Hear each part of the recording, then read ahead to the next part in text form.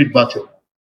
এই নির্বাচনটা আমাদেরকে একটা সংগ্রামের মতো এরও বিজয় ঘটাতে হবে, কারণ চারিদিকে নানা চক্রান্ত, ষড়যন্ত্র, অপপ্রচার, মিথ্যাচার এবং আজকে প্রযুক্তির মাধ্যমে প্রোপাগান্ডা বট বলে একটা জিনিস তৈরি হয়েছে। এই প্রোপাগান্ডা বট দিয়ে মানুষের চরিত্র হনন, উৎসারটন, অপপ্রচারের যেন শেষ নেই।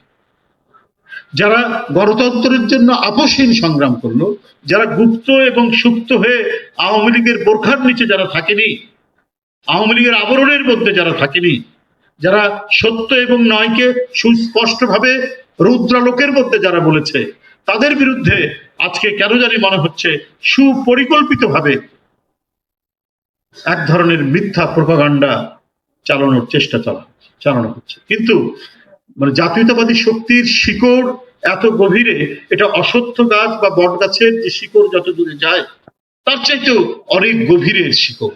এই শিকড়কে অপপ্রচার দিয়ে, মিথ্যার কোনো ঝলকানি দিয়ে এটিকে ঢেকে রাখা যাবে না, এটাকে নুইয়ে ফেলা যাবে না। এটা একেবারে সোজা মেরুদণ্ড নিয়ে এ দাঁড়িয়ে থাকবে। আর এই কারণে মূল দায়িত্বটা পালন করতে হবে এই সমস্ত কুৎসা অপপ্রচারের বিরুদ্ধে।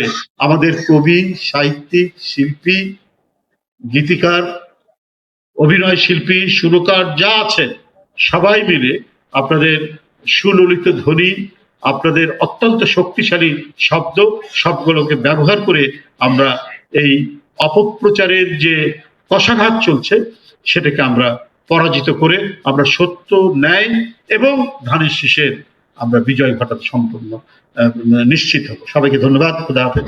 এবং আমি আজকে জাতীয়তাবাদী সামাজিক সাংস্কৃতিক সংগঠন জাসাসের নির্বাচনী যে গান তারা এখনই এখানে আপনাদেরকে দেখাবেন। এই নির্বাচনী গানের অনুষ্ঠানের শুভ উদ্বোধন ঘোষণা করছি।